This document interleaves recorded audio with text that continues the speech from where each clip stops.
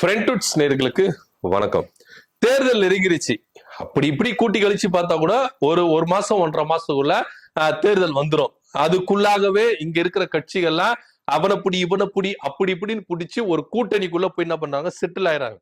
இப்ப என்டிஏ கூட்டணி, இந்த கூட்டணிக்குள்ள எல்லாம் இவங்க எல்லாம் வரமாட்டாங்க அப்படின்ற ஒரு பரபரப்பான சூழ்நிலை போயிட்டு இருக்கும் பொழுது, இல்ல இங்க காட்சிகள் மாறும் அப்படின்னு சொல்லிட்டு டிடி விருதுநகர்லாம் இப்ப என்டிஏ கூட்டணியில திரும்ப வந்துட்டாரு. ஆல்மோஸ்ட் இங்க என்டிஏ கூட்டணி அப்படின்றது ஒரு முழு வடிவத்தை பெற்றிருச்சு.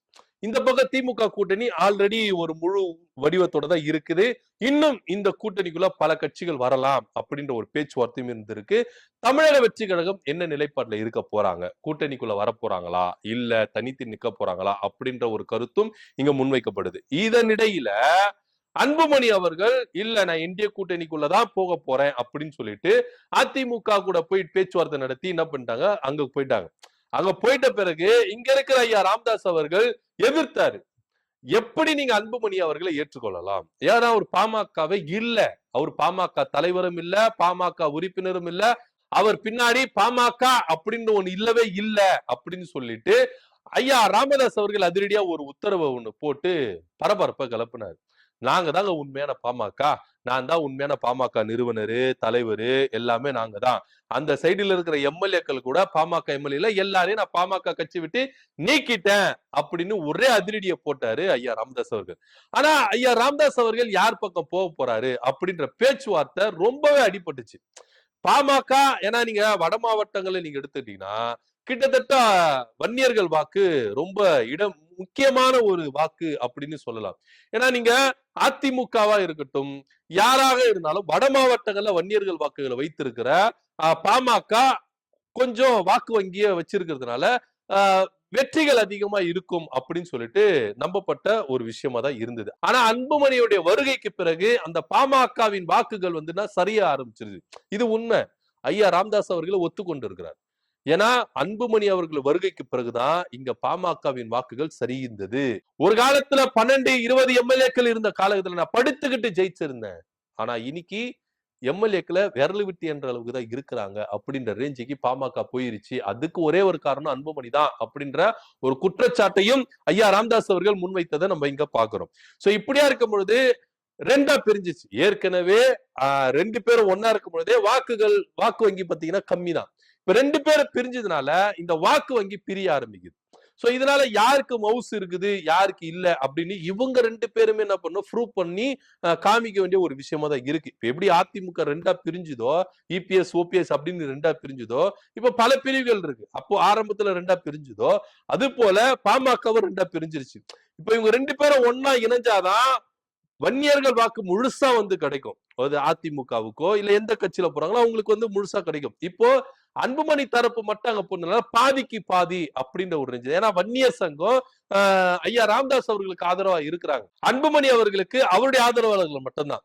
சோ அதனால வாக்குகள் வந்து பாத்தீங்கன்னா கொலாபரேஷன்ல தான் இருக்கு. ஆனா இருந்தாலும் இங்க ஐயா ராமதாஸ் அவர்களுக்கு கட்டுப்பட்டு, அவர் இருக்கிற வரைக்கும் கட்டுப்பட்டு வாக்குகள் செதறாம தங்கள் பக்கம் வரும் அப்படின்னு சொல்லிட்டு அருள் எம்எல்ஏ அவர்கள் சொல்றதையும் நம்ம இங்க கவனிக்க வேண்டிய ஒரு விஷயமா தான் இருக்கு. இதனிடையில தான் திமுக கூட பேச்சுவார்த்தைகள் நடத்தப்படுறதுக்கான வாய்ப்புகள் இருக்கு அப்படின்னு சொல்லிட்டு திமுக கூட பேச்சுவார்த்தை நடத்தினாங்க ஐயா ராமதாஸ் அவர்கள் தரப்பு. இதை உறுதிப்படுத்துற விதமா எம்எல்ஏ அருள் இருக்காருல்ல, அவர் என்ன சொன்னாரு அப்படின்னு பாத்தீங்கன்னா, திருமாவளவன் அவர்கள் ஐயா ராமதாஸ் அவர்கள் பெறாத பிள்ளை, செல்ல பிள்ளை, அன்பு பிள்ளை அப்படின்னு இஷ்டத்துக்கு இட்டுக்கட்டி எல்லாம் பாடினாரு எம்எல்ஏ அருள் அவர்கள். ஏன் அப்படின்னா திருமாவளவன் அவர்களுடைய நிலைப்பாடு என்ன அப்படின்னா, பாமகவும் பாஜகவும் எந்த கட்சி கூட கூட்டணி வச்சிருக்கிறாங்களோ அந்த கூட்டணிக்குள்ள விடுதலை சிறுத்தைகள் இருக்கவே இருக்காது அப்படின்ற ஒரு நிலைப்பாடுல எடுத்த கொள்கையில உறுதியா நின்றவர் இருக்கிறவர் ஐயா திருமாவளவன் அவர்கள் அப்படின்றதுல எந்தவித மாற்று கருத்துமே இல்லை. அவர் மட்டும் இல்ல, கீழ்மட்ட தொண்டர்கள் உட்பட திருமாவளவனுடைய பேச்சுக்கு உட்பட்டவர்கள், திருமாவளுடைய பேச்சுக்கு கட்டுப்பட்டவர்கள். அப்படி இருக்கும் பொழுது இந்த நிலைப்பாடுல மேல்மட்டத்திலிருந்து கீழ்மட்டத்து வரைக்கும் பாத்தீங்கன்னா ஒரே கொள்கையை தான் இருக்கிறாங்க. இப்போ ஒரு சில இடத்துல எல்லாம் நீங்க பாத்துக்கிட்டீங்கன்னா மேல் மட்டத்துல ஒரு பேச்சா இருக்கு, கீழ்மட்டத்துல ஒரு நடவடிக்கை இருக்கு. இப்ப நீங்க அதிமுகவை எடுத்துக்கங்களேன், அதிமுக டிடி விதிரன் எடுத்துக்கங்களேன். இவங்க 2 பேருமே எதிரும் புதிரமா இருந்தாங்க, சேரவே மாட்டாங்க. ஆனா சேர்ந்துட்டாங்க. கீழ்மட்டத்துல சேர்ந்தாங்கன்னா இல்லவே இல்லை அப்படின்றத நிதர்சனமான உண்மை. ஆனா விடுதலை சிறுத்தைகள் அப்படி இல்லை. தலைவர் திருமாவளவன் அவர்கள் என்ன ஒரு முடிவு எடுக்கிறாரோ அதுக்கு உட்பட்டு கட்டுப்பட்டு நடக்கிறவர்கள் தொண்டர்கள் அப்படின்றத ஒவ்வொரு விஷயத்திலையும் நிரூபிச்சிருக்கிறாங்க விடுதலை சிறுத்தைகள். அப்படி இருக்கும் பொழுது பாமக உள்ள வந்தா நாங்க இருக்க மாட்டோம், பாஜக உள்ள வந்தா நாங்க இருக்க மாட்டோம் அப்படின்ற ஒரே குறிக்கோள்ல திருமாவளவன் அவர்கள் இருக்கிறாரு அப்படின்றதுல எந்த மாற்று கருத்து இல்லை. ஏன்னா இன்னைக்கு தேதிக்கு வரைக்கும் விடுதலை சிறுத்தைகள் தவிர்க்க முடியாத ஒரு மாபெரும் சக்தி அப்படின்றத ஒவ்வொரு பத்திரிகையாளர்களும் அரசியல் விமர்சகர்களும் சொல்றதை இங்க நம்ம முன்வைக்க வேண்டிய ஒரு விஷயமா தான் இருக்கு. உன்னிப்பா கவனிக்க வேண்டிய ஒரு விஷயமா தான் இருக்கு. விடுதலை சிறுத்தைகள் எந்த கூட்டணியில இருக்கோ அந்த கூட்டணி வெற்றி கூட்டணி அப்படின்றதுல இது பாத்தீங்கன்னா பொதுவா எல்லாரும் சொல்லுவாங்க. இப்ப டிடிவி தினகரன் சொன்னாரு, நாங்க எந்த கூட்டணியில் இருக்கிறோமோ அதான் வெற்றி கூட்டணி. தேமுதிக சொன்னாங்க, நாங்க எந்த கூட்டணியில் இருக்கிறோமோ அந்த கூட்டணி. ஆனா பிராக்டிக்கல்ல இது சாத்தியமா அப்படின்னா கிடையவே கிடையாது. ஆனா விடுதலை சிறுத்தைகள் எந்த கூட்டணிக்குள்ள இருக்குதோ அந்த கூட்டணி வெற்றி கூட்டணி அப்படின்றதுல எந்த வித மாற்று கட்டுறது இல்லை. ஏன்னா நீங்க வட மாவட்டங்கள்ல இருந்து கீழ் தென் மாவட்டங்கள் வரைக்கும் சரி, மேற்கு மண்டலம் சரி, எல்லா இடத்துலயும் விடுதலை சிறுத்தைகள் அப்படின்ற ஒரு கட்டமைப்பு அப்படின்றது படர்ந்து விரிந்து இருக்குது அப்படின்றதுல எந்தவித மாற்று கருத்து இல்ல அப்படின்னு ஒவ்வொரு தரவுகளும் சொல்லுது. பத்திரிகையாளர்களும் அரசியல் விமர்சகர்களும் அதை முன்வைக்கிறது நம்ம பார்க்க வேண்டிய ஒரு விஷயம் இருக்கு. அதனால திமுக ஒருபோதும் விசிகாவை விட்டு கொடுக்காது அப்படின்ற ஒரு கான்பிடென்டான மெசேஜ பத்திரிகையாளர் மணி சொல்றதையும் இங்க நம்ம உற்று நோக்கி பார்க்க வேண்டிய ஒரு விஷயமா தான் இருக்கு. அதன் அடிப்படையில ராமதாஸ் ஐயா அவர்கள் திமுக கூட்டணிக்குள்ள வந்தா விடுதலை சிறுத்தைகள் அது ஏத்துக்குமா ஏத்துக்காதா அப்படின்ற ஒரு பேச்சு போயிருந்தது.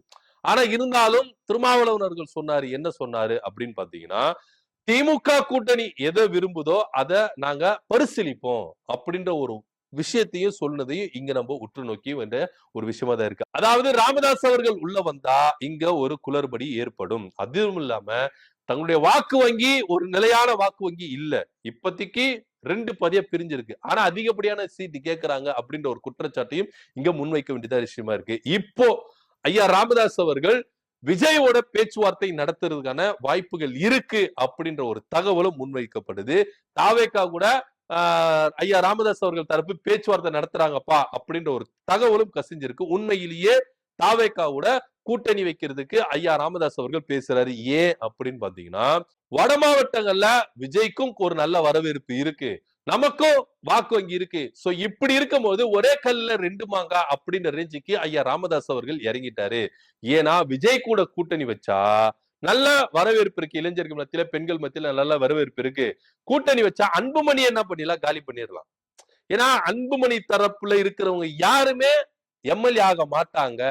ஒருவேளை விஜய் கூட ஐயா ராமதாஸ் அவர்கள் கூட்டணி வச்சுட்டாருன்னா அன்புமணியை காலி பண்ணணும் ஒண்ணு. இன்னொன்னு தனக்கு பவர் ஏத்திக்கணும், திரும்பவும் நான் டைம் லைன்ல வரணும் அப்படின்ற ஒரு ரேஞ்சுக்கு தான் ஐயா ராமதாஸ் அவர்கள் என்ன பண்ணிருக்கிறாரு, இப்போ விஜய் கூட கூட்டணி வைக்கிறதுக்கான பேச்சுவார்த்தைகளை நடத்துறாரு அப்படின்ற ஒரு தகவல் வந்திருக்கு. ஆனா இதற்கு விஜய் சம்மதிப்பாரா அப்படின்ற ஒரு கருத்தும் இருக்கு. சம்மதிப்பார். இந்த வேலைய செங்கோட்டையன் அவர்கள் கனகச்சிதமா செஞ்சுட்டு வராரு அப்படின்றது இங்க பார்க்க வேண்டிய ஒரு விஷயமா தான் இருக்கு. ஏன்னா செங்கோட்டையன் அரசியல்ல ரொம்ப கை தேர்ந்தவர், முதிர்ச்சியான ஆளு. சோ அவர் ஐயா ராமதாஸ் அவர்கள் கிட்ட பேச்சுவார்த்தை நடத்தினா ஐயா ராமதாஸ் அவர்கள் ஒத்துப்பாரு அப்படின்ற ஒரு நம்பிக்கையில விஜய் அவர்கள் செங்கோட்டையன் அனுப்பி இந்த பேச்சுவார்த்தை நடத்துறது அனுமதிச்சிட்டாரு அப்படின்னு சொல்லப்படுது. சோ கூடிய விரைவில் ஐயா ராமதாஸ் அவர்கள் விஜயோட கூட்டணி வைக்க போறாரு அப்படின்ற ஒரு செய்தி வரும் அப்படின்னு பலர் எதிர்பார்த்துட்டு இருக்கிறாங்க. ஆனா முடிவு என்ன வேணாலும் போகலாம். ஏன்னா ஐயா ராமதாஸ் அவர்கள் எப்பவுமே புது ஆளை நம்பி அவர் இறங்க மாட்டாரு அப்படின்னு அவங்க தரப்புல இருந்து மூத்த முன்னோடிகள் சொல்றதையும் இங்க முன்வைக்க வேண்டிய ஒரு விஷயம் இருக்கு. ஏன்னா ஜி.கே. மணி போன்றவர்களா திமுக கூட ரொம்ப நெருக்கமா இருக்கிறதையும் இங்க நம்ம பார்க்க வேண்டியதா இருக்கு. இப்ப திமுக கூட்டணியா டிவிகே கூட்டணியா அப்படின்றத ஐயா ராமதாஸ் அவர்கள் ஒரு நிலைப்பாடான ஒரு முடிவை எடுக்கணும் அப்படின்னு தான் பாமகவினர், அதாவது ஐயா ராமதாஸ் அவருடைய தரப்பினரும் இங்க எதிர்பார்க்கிறாங்க. ஆனா விஜய் கூட ஐயா ராமதாஸ் அவர்களை இணைக்கிறதுக்கான வேலையை பாஜக அவ்வளவு சுலபமா விட்டுடுவாங்களா அப்படின்னு பார்க்க வேண்டியதா இருக்கு. ஏன்னா ஐயா ராமதாஸ் அவர்களை வீழ்த்தணும் அப்படின்றது தான் அன்புமணியுடைய நோக்கமா இருக்கு. ஒருவேளை ஐயா ராமதாஸ் அவர்கள் விஜயோட கூட்டணி வச்சுட்டா தன்னுடைய இமேஜ் ஃபுல்லா டேமேஜ் ஆயிடும். ஏன்னா வட மாவட்டங்கள்ல வன்னியர்கள் வாக்குகள் மொத்தமா என்ன பண்ணிடும், நம்மளுக்கு இல்லாம போயிடும், வாஷ் அவுட் ஆயிடும். நம்ம எம்எல்ஏ ஆயிடு இல்லாம போயிடாது. நம்மளோட கூட்டணி வச்ச கூட இருக்கிற கூட்டணி வேட்பாளர்களும் தோல்வி அடைவார்கள் அப்படின்றதும் இங்க முக்கியமா முன்னோக்கி பார்க்க வேண்டிய ஒரு விஷயமா தான் இருக்கு. ஏன்னா கடந்த தேர்தல்ல கூட பாமக அதிமுக கூட்டணி வைக்கும் பொழுது கூட கணிசமான இடங்களை பெற முடியல. அது நிதர்சனமான உண்மையா இருக்குது. சோ இப்படியா இருக்கும் பொழுது இன்னமும் இது பிரிஞ்சு விலகி போகும் பொழுது அது நம்மளுக்கு இன்னும் பேக்ல தான் கொண்டு போய் விடுமே கண்டி ஃப்ரண்ட்ல கொண்டு வராது அப்படின்ற ஒரு நிலைப்பாடும் பாஜகவுக்கு நல்லாவே தெரியும். அதனால திரும்பவும் பாஜகக்குள்ள ஐயா ராமதாஸ் அவர்களை கொண்டு வர்றதுக்கான வேலைகளை அந்த சைடும் என்ன பண்றாங்க, முயற்சிக்கிறது இங்க பாக்குறாங்க. ஆனா ராமதாஸ் ஐயா அவர்களுக்கு ஒரே ஒரு நோக்கம் தான், அன்புமணியை காலி பண்ணணும், அன்புமணி தலைவரா இருக்கக்கூடாது, நான் தான் தலைவர், நான் தான் நிறுவனர். தன்னுடைய மகளையும் இங்க களத்துல இறக்குறதையும் இங்க முன்வைக்க வேண்டிய ஒரு விஷயமா தான் இருக்கு. ஏன்னா அக்கா காந்திமதி அக்காவுடைய பிள்ளைகள்லாம் வந்து என்ன பண்றாங்கன்னா யூத் அப்படின்றதுனால விஜய் கூட கூட்டணி வைக்கலாம் அப்படின்ற ஒரு சொன்னதையும் ஆலோசிக்கப்பட்டதாகவும் இங்க ஒரு கருத்து இருக்குது.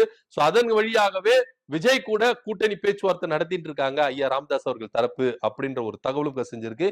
இதை பத்தியோட கருத்து என்ன அப்படின்றத கீழே கமெண்ட் பண்ணுங்க. நன்றி, வணக்கம்.